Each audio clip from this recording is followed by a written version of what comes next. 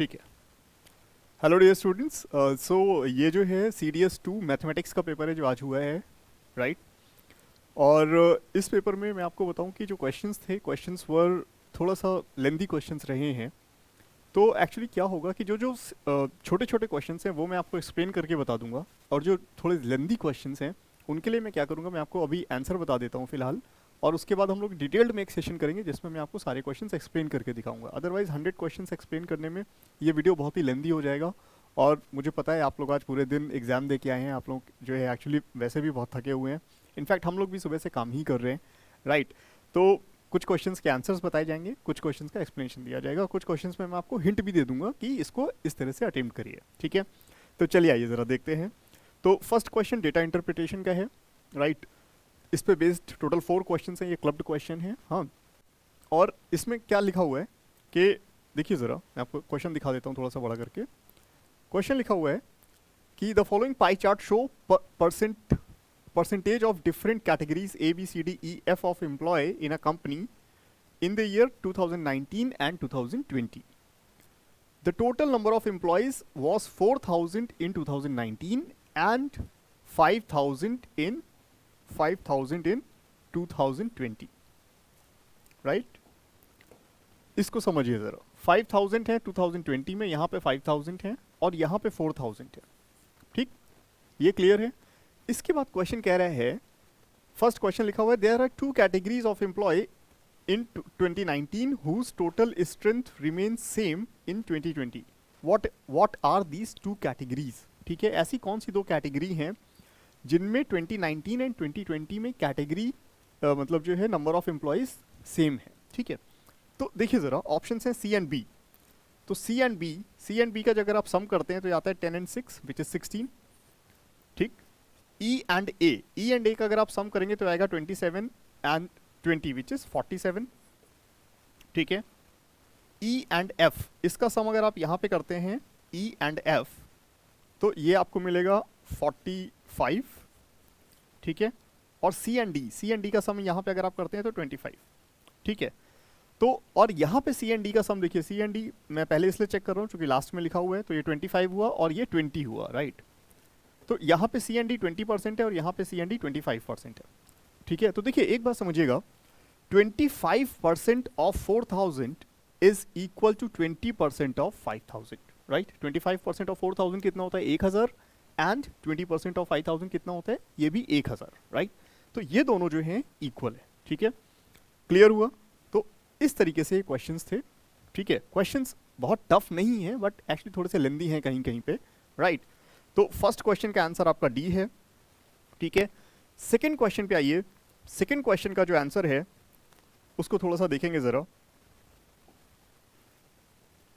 Second question में लिखा हुआ है in which one of the following categories the employees the percentage change in the number of employees in 2020 was the maximum as compare to 2019, right. इसको देख लीजिए जरा, ठीक है। तो यहां पे जब आप चेक करेंगे तो इसका आंसर होगा ए, ठीक है। इसका आंसर होगा ए, राइट, ओके। इसके बाद देखिए, इसके बाद क्वेश्चन नंबर 3। क्वेश्चन नंबर 3 में लिखा हुआ है what was the percentage increase in category E employees in 2020 as compare to that in 2019, ठीक है। इसको देख लीजिए जरा, 2019 में कितना चेंज हुआ है कैटेगरी ई के एम्प्लॉयज में, ठीक। इसको समझ लीजिए। कैटेगरी ई ये आपका 27% है यहाँ पे, ठीक है। ये 27% है और यहाँ पे भी ये 27%, ठीक। तो हो सकता है आपको लग रहा हो कि ये 0% का चेंज है, राइट। एक बार समझ लीजिए, वो कह रहे हैं कि कैटेगरी ई के एम्प्लॉयज में कितने परसेंटेज का चेंज हुआ है 2019 से 2020 में। तो 2019 में भी वो 27% है, 2020 में भी वो 27% है। लेकिन एक चीज़ का ध्यान रखिएगा, टोटल नंबर ऑफ एम्प्लॉय जो यहाँ पे हैं वो 4,000 है और टोटल नंबर ऑफ एम्प्लॉय यहाँ पे 5,000 है, ठीक। तो देखिए यहाँ का 27% और यहाँ का 27% अलग अलग है, ठीक है। इस चीज़ को समझिएगा, राइट। तो एक्चुअली यहाँ पे कितने परसेंट का इंक्रीज हो रहा है 4000 से 5000, इसका मतलब 25% का इंक्रीमेंट है, राइट। तो ये दोनों का जो 27% है, एक्चुअली यहाँ पे 25% का इंक्रीमेंट है। ठीक है एवरीवन, राइट। तो ये करेक्ट आंसर है। ठीक, इस चीज़ को समझ लीजिए। ठीक है, अब जरा इसको हटा देता हूँ मैं एक बार, राइट। इसके बाद देखिए नेक्स्ट क्वेश्चन। ठीक है,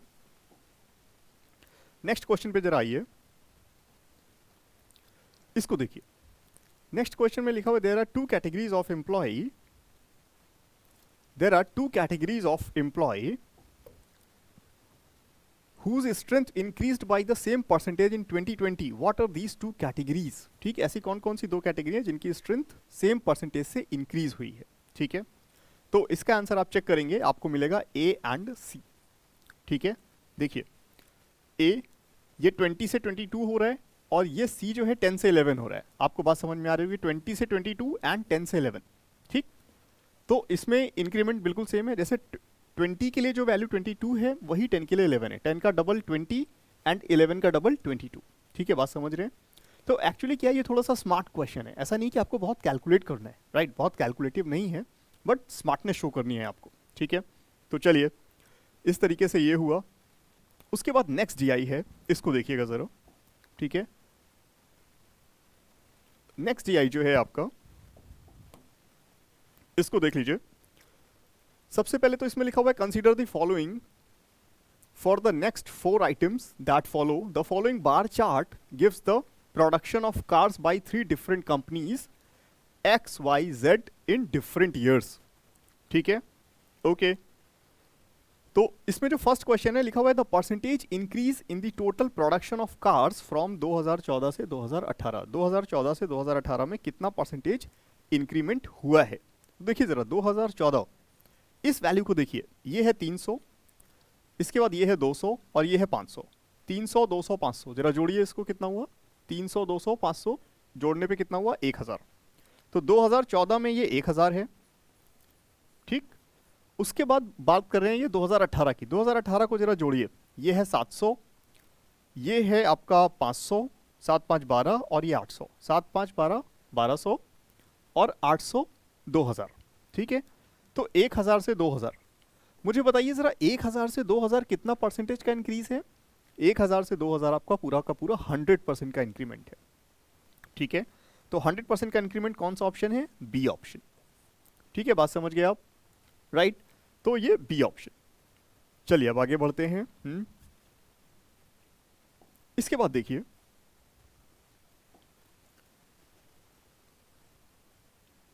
उसके बाद नेक्स्ट क्वेश्चन है लिखा हुआ है consider the production of each company separately. Actually वो ग्राफ पीछे रह गया, मैं आपको अभी आंसर बता देता हूं फिलहाल। ठीक है, आप इसको ट्राई कर लीजिएगा। 6th का आंसर ए है, ठीक है, और 7th का आंसर डी है 2018। वो ग्राफ एक्चुअली पिछले वाले पेज में है, तो जिस समय आप अटेम्प्ट कर रहे होंगे आपके पास पेपर होगा, एक बार आप रीड कर लीजिएगा इसको, राइट, और उसके बाद आप इसको अकॉर्डिंगली सॉल्व कर लीजिएगा। ठीक है, ऐसे ही क्वेश्चन नंबर 8, क्वेश्चन नंबर 8 में जो आंसर आएगा वो आएगा ए। ये एक्चुअली होता है 1/9। ठीक है, 1/9 को अगर आप परसेंटेज में कन्वर्ट करेंगे तो ये बन जाएगा 11 1/9%। ठीक है, ओके। चलिए इसके बाद आगे बढ़ते हैं जरा। देखिए नेक्स्ट पे आइए। यहां पे क्वेश्चन जो है ये लिखा हुआ है कि, इसको समझिएगा जरा, एक बार क्वेश्चन देख लीजिए आप पहले। क्वेश्चन लिखा हुआ है collect all the sequence of 5 consecutive integers. ठीक है, collect all the sequence of 5 consecutive integers such that their product is equal to these equal to one of these integers. Right, आपको ये बोला गया है कि आपको कुछ 5 कंसेक्यूटिव इंटीजर्स की एक सीक्वेंस उठानी है जिनका प्रोडक्ट उनमें से किसी एक नंबर के बराबर है। तो एक बात समझिए, कंसेक्यूटिव इंटीजर्स हैं तो कहीं ना कहीं इसका मतलब ये हुआ कि उसमें 0 आ जाना चाहिए। तो अगर 0 आ जाएगा तो उनका प्रोडक्ट आप कुछ भी करेंगे तो 0 बन जाएगा। ठीक है, और 0 भी उसके अंदर होना चाहिए।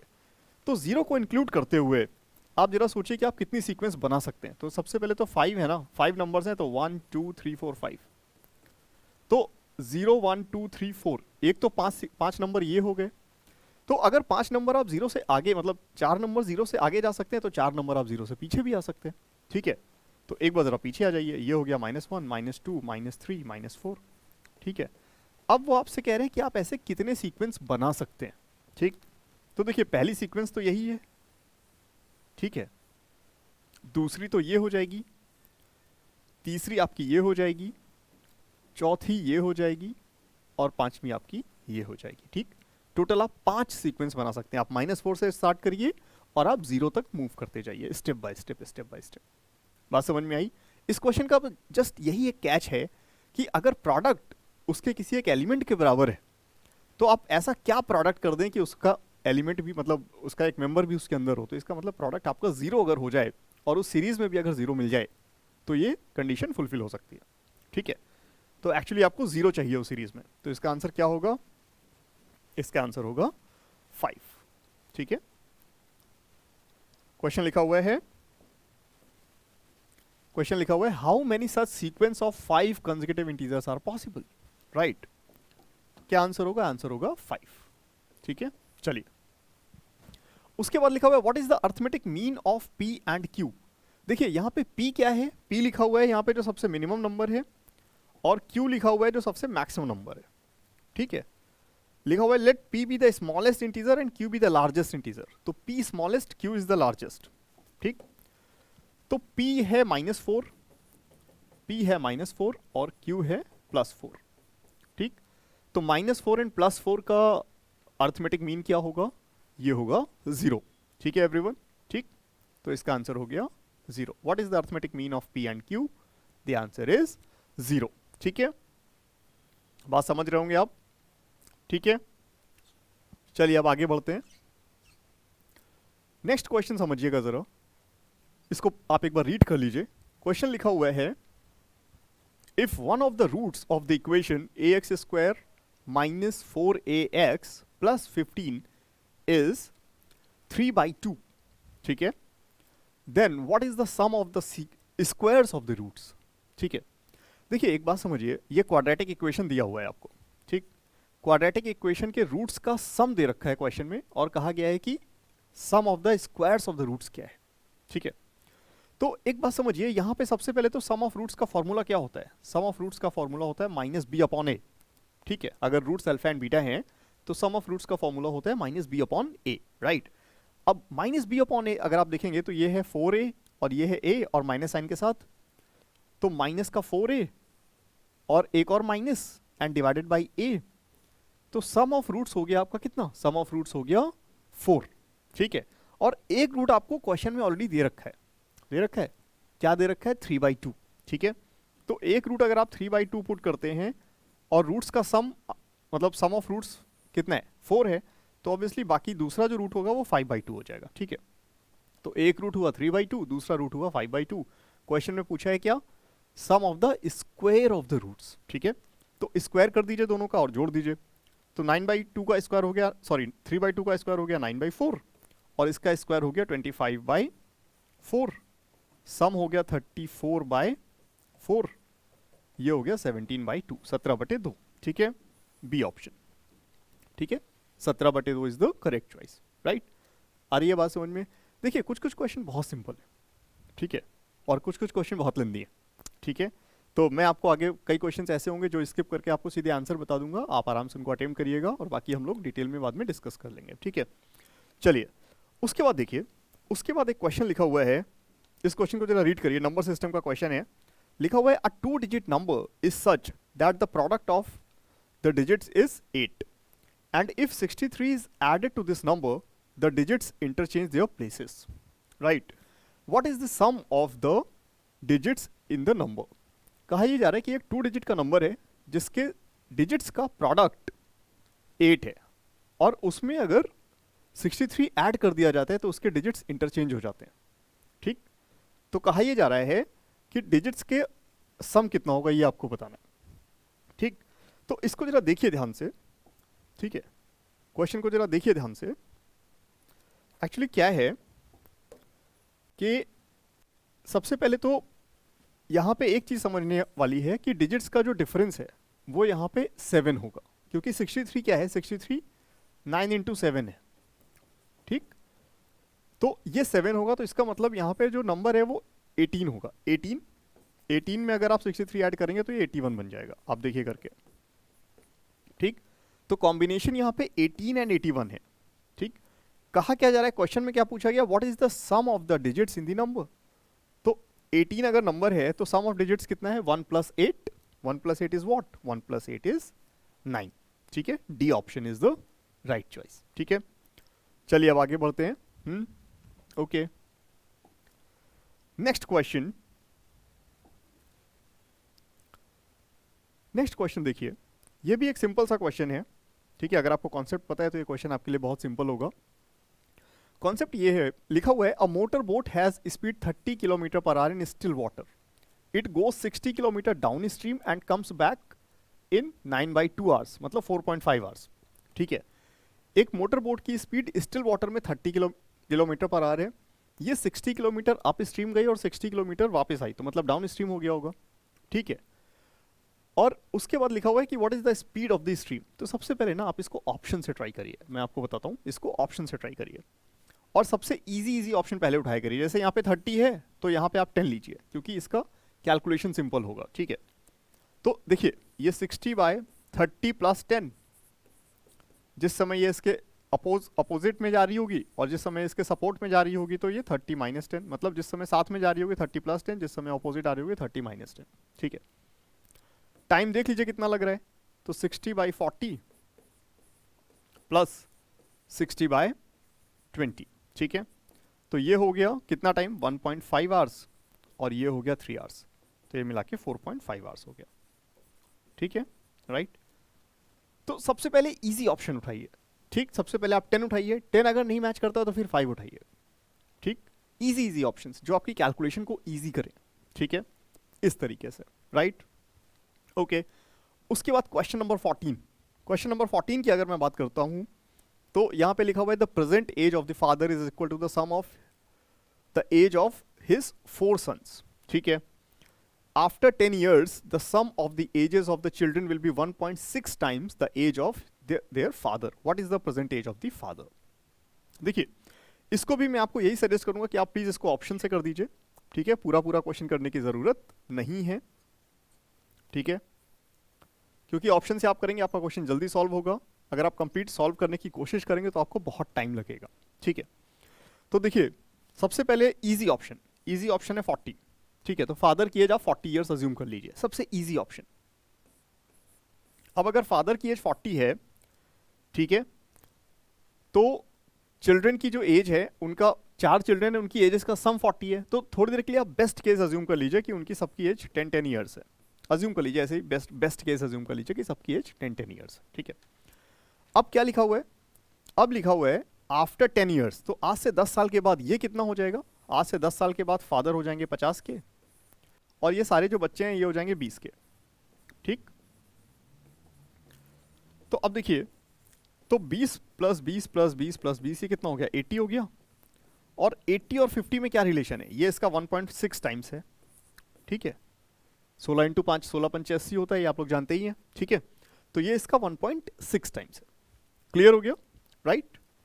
तो मैं इसलिए कहता हूं कि ऑप्शन उठाइए, और ऑप्शन में भी सबसे इजी ऑप्शन उठाइए सबसे पहले, ठीक है। ओके, चलिए उसके बाद नेक्स्ट क्वेश्चन पे आते हैं। Question number 15।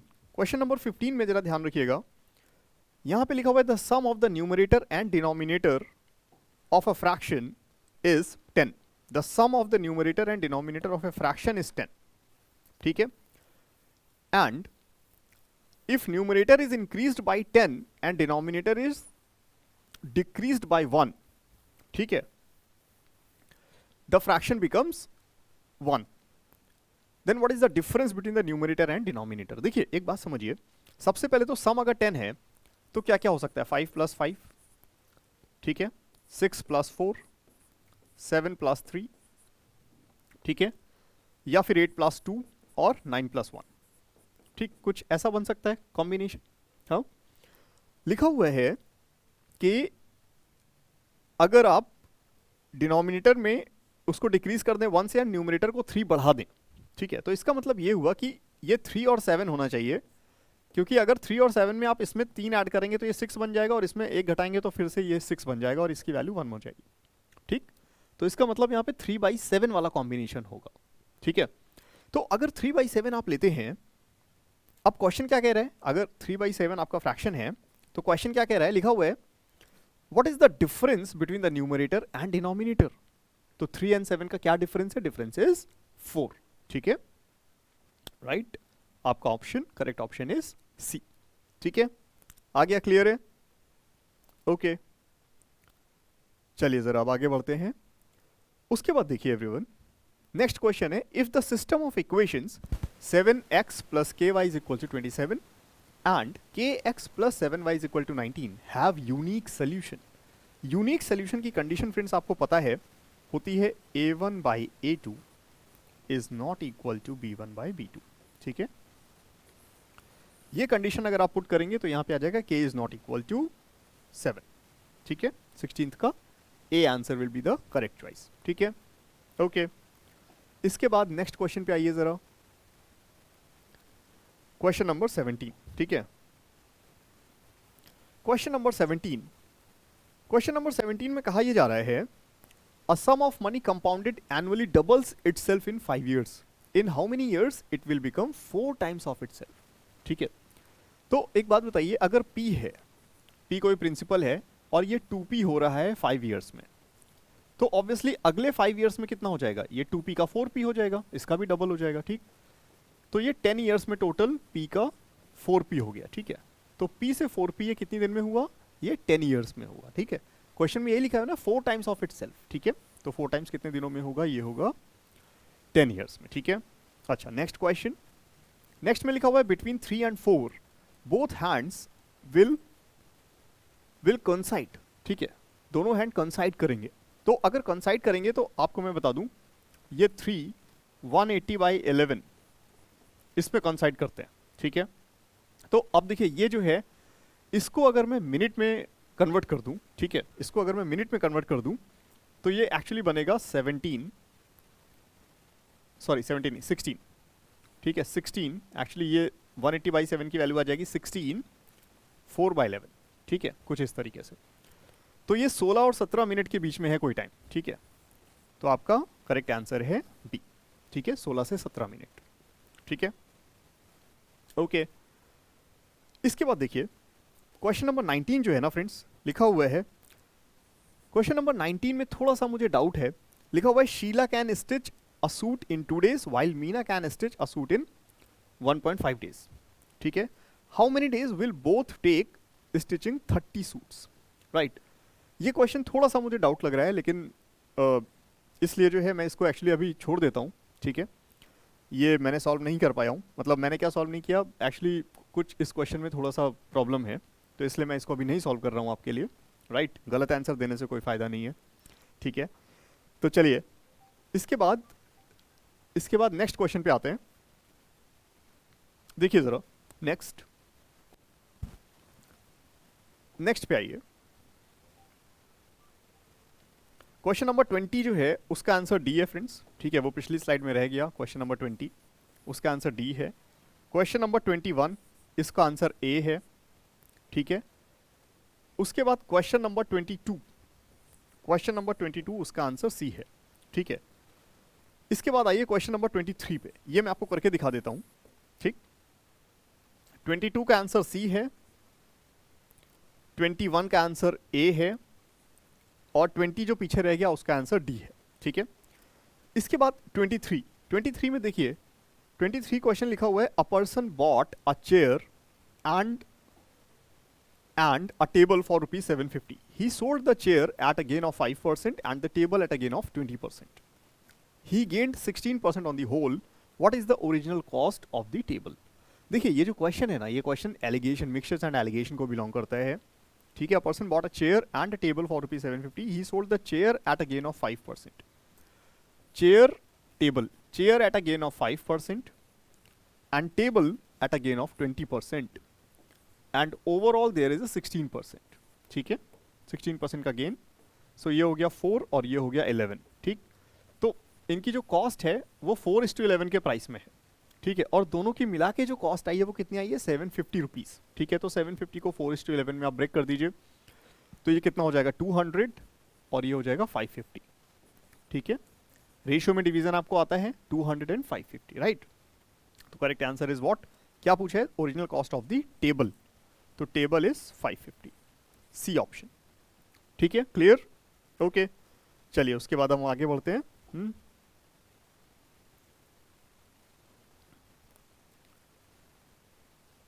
देखिए ये जो क्वेश्चन नंबर 24 है ना, क्वेश्चन नंबर 24 को आप ऑप्शन से कर दीजिए प्लीज। ठीक है, इसको पूरा पूरा सॉल्व करने की जरूरत नहीं है, इसको सिर्फ आप ऑप्शन से कर दीजिए, जो कंडीशन दी हुई है उस कंडीशंस में आप ऑप्शन पुट करिए और आंसर आ जाएगा। ठीक है, तो जब आप इसको चेक करेंगे ऑप्शन से तो करेक्ट आंसर इसका सी है, 240 किलोमीटर्स। ठीक है, ओके, राइट। ऐसे ही क्वेश्चन नंबर 25, क्वेश्चन नंबर 25 को भी आप ऑप्शन से कर सकते हैं बहुत इजीली। ठीक है, इसको जब आप चेक करेंगे तो इसका करेक्ट आंसर है 17 ईयर्स। ठीक, बी ऑप्शन, राइट। एंड अगर हम बात करें उसके बाद क्वेश्चन नंबर 26 की, तो क्वेश्चन नंबर 26 एक्चुअली क्या है, 26, 27, 28 ये क्लब्ड क्वेश्चन है, ये मेंसुरेशन का प्रॉब्लम है और ये थोड़ा सा लेंदी भी है, तो मैं आपको इसको डायरेक्ट बता देता हूँ अभी फिलहाल, राइट। और जब हम लोग डिटेल्ड वीडियो करेंगे तो उसमें एक्सप्लेन कर दिया जाएगा। क्वेश्चन नंबर 26 का आंसर है ए, 27 का आंसर है सी, राइट। और इसके बाद जो अगला क्वेश्चन 28 है, 28 का आंसर डी है। ठीक है, 26, 27, 28 ए सी डी। ठीक है, ओके। चलिए उसके बाद नेक्स्ट क्वेश्चन देख लेते हैं।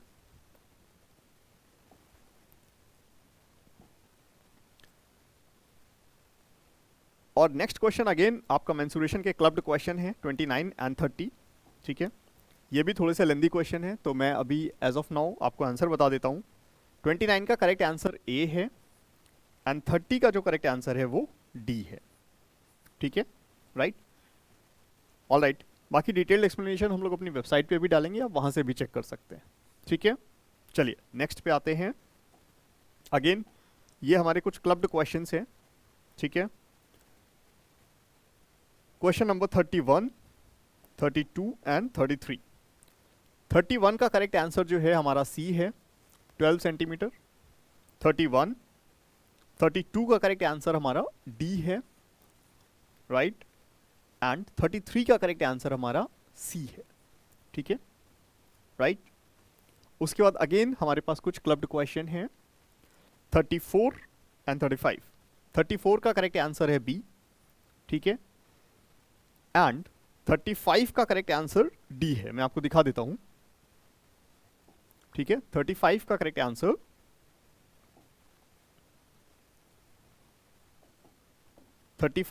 आंसर डी है। ठीक, मेंसुरेशन वाले क्वेश्चंस एक्चुअली मैं स्किप कर रहा हूं क्योंकि वो बहुत लेंदी हो जाएंगे अगर उसका पूरा सोल्यूशन बनाया जाएगा यहां पे। ठीक है, और उसके बाद क्वेश्चन नंबर 36, ये भी हमारे पास कुछ क्लब्ड क्वेश्चन है, 3 क्वेश्चन, 36, 37 एंड 38। ठीक है, 36 में देखिए करेक्ट आंसर होगा बी, 37 का करेक्ट आंसर है सी और 38 का करेक्ट आंसर है बी। ठीक है, राइट। उसके बाद अगेन कुछ क्लब्ड क्वेश्चंस हैं। ठीक है, क्वेश्चन नंबर 39 एंड 40। ठीक, ज्योमेट्री एंड मेंसुरेशन के जितने भी क्वेश्चंस पूछे गए हैं सब इसी तरीके से पूछे गए हैं, राइट। तो क्वेश्चन नंबर 39, क्वेश्चन नंबर 39 का आंसर है सी एंड 40 का आंसर भी सी है। ठीक है, राइट। उसके बाद 41, 41 का करेक्ट आंसर है बी। ठीक है, the radius of the circle of the circumcircle of the right angle triangle is 10 centimeter and the altitude drawn on the hypotenuse is 8 centimeter. What is the area of the triangle, right? इसमें आप सभी को formula पता है, direct आप formula लगाएंगे और आपका आंसर आ जाएगा। ठीक है, उसके बाद क्वेश्चन नंबर 42, क्वेश्चन नंबर 42 का करेक्ट आंसर सी है, राइट। अभी मैं आपको सीधे आंसर की दे रहा हूं सो दैट आप अपने आंसर्स देख सकते हैं कि आपके कितने अटेम्प्ट सही हुए हैं, कितने गलत हुए हैं, राइट। उसके बाद 43, क्वेश्चन नंबर 43, 43 का करेक्ट आंसर डी।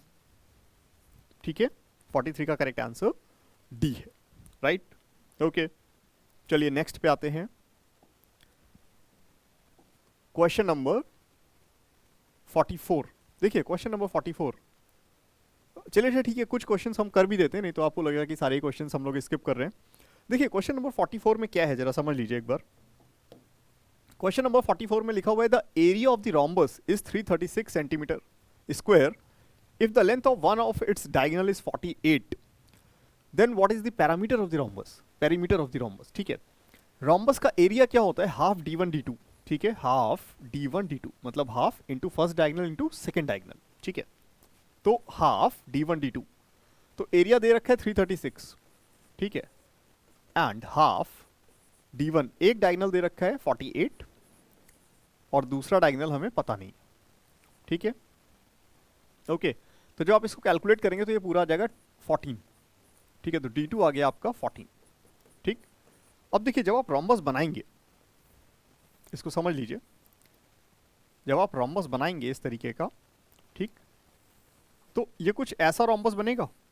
ठीक है, तो एक जो है डायगोनल इसका आ गया 14, 14 का मतलब 7, क्योंकि रोम्बस के जो डायगोनल है वो बाइसेक्ट करते हैं। ठीक है, तो ये हो गया 7 और एक आ रहा है कितना 48, 48 का मतलब हो गया 24। अब 7 24 और ये 90 डिग्री पे बाइसेक्ट करते हैं, ये आप जानते ही हैं। तो 7 एंड 24, तो ये राइट एंगल ट्रायंगल, तो ये 25, तो हर एक साइड इसकी 25 हो गई। रोम्बस की सारी साइड आपस में बराबर होती है, तो 25 25 25 25, तो पेरीमीटर कितना हो गया, साइड्स का सम, तो 25 into 4 which is 100। C option is the correct choice. ठीक है, राइट, इस तरीके से करेंगे इसको। ठीक है, चलिए अब जो है मैं आपको फिर से कुछ कुछ आंसर्स डायरेक्टली बता देता हूं, क्योंकि अगर हम ऐसे एक एक क्वेश्चन करने लगे तो बहुत टाइम लग जाएगा। राइट, देखिए ऑप्शन देख लीजिए, क्वेश्चन नंबर 45, क्वेश्चन नंबर 45 का करेक्ट आंसर सी है। ठीक है, इसमें भी वही करना है, मैं आपको सीधे बता देता हूं। आप एक्चुअली क्या करेंगे, pi R square, right, pi R square एक कंप्लीट एंगल होता है, मतलब एरिया होता है, बट यहाँ पे 10 मिनट की बात की जा रही है, सॉरी 20 मिनट की बात की जा रही है। 60 मिनट में एक पूरा एंगल बनता है, तो 20 मिनट में कितना बनेगा, 1/3। तो पाई आर स्क्वायर मतलब सर्कल का एरिया उसका 1/3, राइट। तो सर्कल का एरिया कितना होता है, देखिए 22/7 पाई आर स्क्वायर। ठीक, तो पाई आर स्क्वायर और इसका 1/3। ठीक है, समझ गए आप बात को, तो पाई आर स्क्वायर और उसका 1/3, राइट। तो ये आंसर है, तो 462 will be the correct answer. ठीक है, इसके बाद क्वेश्चन नंबर 46, 46 का करेक्ट आंसर सी है। ठीक है, उसके बाद 47, 47 का करेक्ट आंसर सी है, राइट।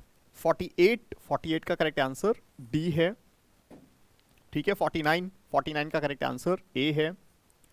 उसके बाद 50, 50 का करेक्ट आंसर सी है। देन 51, 51 का करेक्ट आंसर ए है। ठीक है, ओके, चलिए नेक्स्ट क्वेश्चन। नेक्स्ट क्वेश्चन देखिए फ्रेंड्स, ये क्वेश्चन थोड़ा सा जो है कंप्लीटली थोड़ा सा स्कैन करने में कुछ थोड़ा सा जो है क्रॉप हुआ है, लेकिन चलिए कोई बात नहीं, राइट। इसमें कुछ नहीं करना है, इसमें एक्चुअली क्या है कि आपको बताना है कि कितने क्वाइंस रखे जा सकते हैं। तो एक, how many silver coins 3.5 centimetre in diameter and thickness 4.4 millimeter must melted to form a cuboid of dimensions 21, 11 and 7 centimeter। ठीक है, तो दोनों के वॉल्यूम से आपको मतलब वॉल्यूम को वॉल्यूम से डिवाइड कर देना है, सिंपल। हाँ, तो जब आप इसको करेंगे तो जो आंसर आएगा वो आएगा कितना, 420। 51 का करेक्ट आंसर है ए। ठीक है, जो आंसर आएगा वो आएगा 420। ठीक है, उसके बाद देखिए question number 53, question number 53, question number 53 का करेक्ट आंसर है बी, 65 सेंटीमीटर। ठीक है, क्वेश्चन नंबर 54, 54 का करेक्ट आंसर है ए। उसके बाद क्वेश्चन नंबर 55, 55 का करेक्ट आंसर है ए। क्वेश्चन नंबर 56, क्वेश्चन नंबर 56 का जो करेक्ट आंसर है वो है सी। उसके बाद क्वेश्चन नंबर 57, 57 का करेक्ट आंसर है ए। और उसके बाद है what is this expressions equal to 58, 58 का आंसर है सी। एंड 59, 59 का करेक्ट आंसर है बी। अ लैडर, इसका आंसर बी है, 15 मीटर, राइट। ओके, नेक्स्ट पे आइए। उसके बाद देखिए नेक्स्ट क्वेश्चन भी ट्रिग्नोमेट्री का है, मिनिमम वैल्यू वाला, क्वेश्चन नंबर 60। क्वेश्चन नंबर 60 का करेक्ट आंसर ए है, राइट। उसके बाद 61 में ये एक्चुअली हाइट एंड डिस्टेंस का क्वेश्चन है, राइट। इसका आंसर ए है। 62 का आंसर भी ए है। एंड उसके बाद 63 का आंसर सी है, 1 and 3 ओनली। देन 64 का आंसर हमारे पास है ए। उसके बाद 65 का आंसर है सी। उसके बाद 66 का आंसर ए है, राइट। और उसके बाद 67 का आंसर डी है। ओके एवरीवन, एंड उसके बाद नेक्स्ट पे चलते हैं।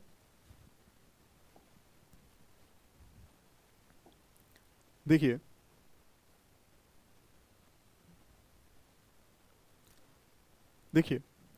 क्वेश्चन नंबर 68, इसमें लिखा हुआ है कि what is this equal to, ठीक है। 68 का करेक्ट आंसर है सी ऑप्शन, ठीक। उसके बाद 69 में एक्चुअली डायरेक्ट फॉर्मूला आपको यूज करना है, ठीक है। तो 69 का जो करेक्ट आंसर है वो है ए ऑप्शन, ठीक है। उसके बाद क्वेश्चन नंबर 70 का करेक्ट आंसर है ए। उसके बाद क्वेश्चन नंबर 71, इसका करेक्ट आंसर है B. Question number 72 correct answer A. Question number 73 correct answer B. Question number 74 correct answer D. And question number 75 correct answer is D, ठीक है। Okay, चलिए आगे बढ़ते हैं जरा। इसके बाद देखिए next question number 76 correct answer is C. Question number 76 correct answer is C. Question number 77 correct answer C. Question number 78 correct answer B. Question number 79 correct answer is D, -5 और +5। Question number 80 correct answer C. 81 correct answer is C. Question number 82 correct answer is C, ठीक है। Okay, उसके बाद देखिए next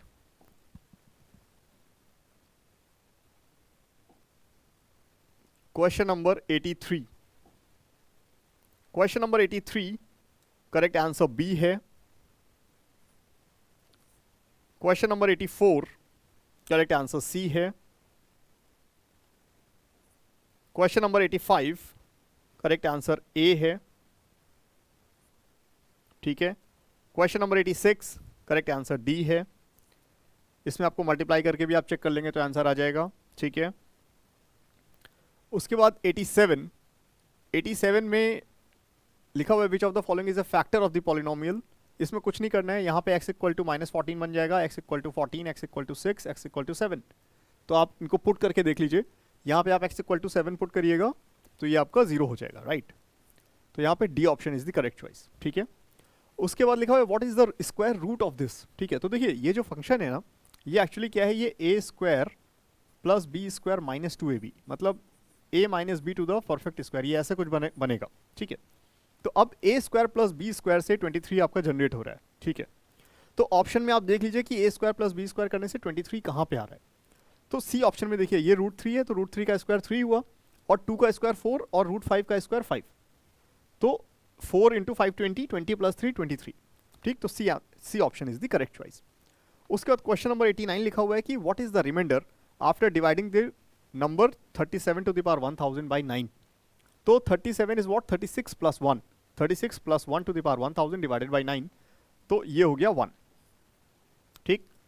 उसके बाद the sum of LCM and SCF of two numbers is 536 and the difference between LCM and SCF is 296, ठीक है। If one of the number is 104 then what is the other number. देखिए इसमें कुछ नहीं करना है, आपको दो नंबर का मतलब LCM और SCF का सम दे रखा है। तो मान लीजिए A और B LCM SCF है, तो A + B दे रखा है और A - B दे रखा है, ठीक है। तो 536 एंड 296, तो a plus B, a minus B से आप a और b निकाल लेंगे, आपको एलसीएम और एचसीएफ मिल गया। तो और एक नंबर और दे रखा है, तो LCM into HCF is equal to product of numbers, ये फॉर्मूला होता है। ठीक है, तो जब आप ये फॉर्मूला अप्लाई करेंगे तो आंसर आ जाएगा 480। ठीक है, उसके बाद क्वेश्चन नंबर 91। क्वेश्चन नंबर 91 में कुछ नहीं करना है आपको, m1 d1 is equal to m2 d2 formula apply कर दीजिए, मतलब m1 d1 by w1 is equal to m2 d2 by w2। ठीक है, जब आप ये फॉर्मूला अप्लाई करेंगे तो इसका आंसर आ जाएगा 40। ठीक है, इसके बाद नेक्स्ट देख लीजिए। नेक्स्ट क्वेश्चन है, थोड़ा सा बड़ा कर देता हूं इसको। नेक्स्ट क्वेश्चन में कुछ नहीं करना है आपको, अपनी तरफ से कुछ वैल्यूज अज्यूम करनी है और इसको क्रॉस वेरीफाई करना है ऑप्शंस को। ठीक है, तो लेकिन एक चीज का ध्यान रखिएगा, क्वेश्चन में ना कहा गया है not correct, which are not correct. ठीक है, सॉरी, क्वेश्चन में कहा गया है कि विच आर नॉट करेक्ट, इसको जरूर ध्यान रखिएगा। ठीक है, विच आर नॉट करेक्ट। ठीक है, तो यहां पे जब आप चेक करेंगे तो 92 में आपका करेक्ट आंसर बी बनेगा। ठीक है, इसके बाद 93 में जो प्रोडक्ट है इसको देख लीजिएगा, यहां पे इसका आंसर सी होगा। ठीक है, 94 का करेक्ट आंसर डी होगा। उसके बाद 95 लिखा हुआ है the sum and the product of the roots of the square, roots of the quadratic equation है 7 एंड 12। तो देखिए 7 एंड 12 देख के ही समझ में आ रहा है कि रूट्स 4 एंड 3 होंगे। ठीक है, अब तो एक तो इसके रूट 4 एंड 3 हो गए। अब कह रहा है अगर बड़े वाले रूट को आधा कर दें और छोटे वाले को डबल कर दें तो क्वाड्रेटिक इक्वेशन क्या बनेगी। ठीक है, तो अब अगर ऐसा कर देंगे आप तो क्वाड्रेटिक इक्वेशन क्या बनेगी, क्वाड्रेटिक इक्वेशन होती क्या है, X square minus sum of roots into X plus product of roots is equal to 0। तो X square minus sum of roots, तो ये बी ऑप्शन। ठीक है, 95 का B option is the correct choice. उसके बाद 96 में भी यही है कि आपको क्या करना है, have real for what value of K they have real and distinct roots. तो real and distinct roots, discrimination must be greater than 0, right, discriminant I am sorry, right. तो B square minus 4ac must be greater than 0, तो K square greater than 8, तो k is less than 2 root 2 and k will be, I mean k is greater than, sorry, k is greater than 2 root 2 and k will be less than minus 2 root 2। ठीक है, ये बनेगा, तो आपका D option, right. 97 जो है वो एक डायरेक्ट रिजल्ट है। ठीक है, उसके बाद 98 का करेक्ट आंसर सी है। उसके बाद 99 में जब आप देखेंगे तो इसका जब आप प्रोडक्ट करेंगे तो 23 एंड 97 आएगा। देखिए क्वेश्चन में क्या लिखा हुआ है, the LCM of two prime numbers. Prime numbers का एलसीएम क्या होगा, उनका प्रोडक्ट ही तो होगा, है ना। तो the LCM of two prime numbers is 2231। तो एक्चुअली 23 और 97 का प्रोडक्ट है 2231। ठीक, अब इनका डिफरेंस पूछा जा रहा है तो इनका डिफरेंस है 74। ठीक है, उसके बाद क्वेश्चन नंबर 100। क्वेश्चन नंबर 100 में लिखा हुआ है 3 runners are running in a circular track of 20 minutes, 30 minutes and 35 minutes, 20, 30 and 35। ठीक है, अब उसके बाद कह रहे हैं कि वो एक साथ दोबारा कब मिलेंगे स्टार्टिंग पॉइंट पे, तो आप इनका एलसीएम ले लो। तो इनका एलसीएम कितना होता है, इनका एलसीएम होता है 420। 420 को वो आवर्स में आंसर दे रहे हैं तो आप इसमें 60 से डिवाइड कर दीजिए, आपका आंसर मिनट में है, तो ये बन जाएगा 7 आवर्स। ठीक, right, correct answer is D, right. Okay, so everyone, ये है अभी तक का आज का पेपर। ठीक है, एक्चुअली पेपर हम लोग डिटेल सोल्यूशन आपको देंगे, बहुत सारे क्वेश्चंस का आंसर जो है टाइम की लिमिटेशन की वजह से हम लोग आपको नहीं दे पा रहे हैं, राइट। सो आशा करता हूँ आपका पेपर अच्छा हुआ होगा, अपने अपने आंसर्स चेक कर लीजिए। ठीक है, और इसके अलावा अगर आपको कोई भी कन्फ्यूज़न होता है किसी भी टाइप का तो हमारे नंबर्स नीचे दिए हुए हैं, आप हमसे कॉन्टैक्ट कर सकते हैं। ठीक है, चलिए, thank you everyone, thanks for watching, thank you.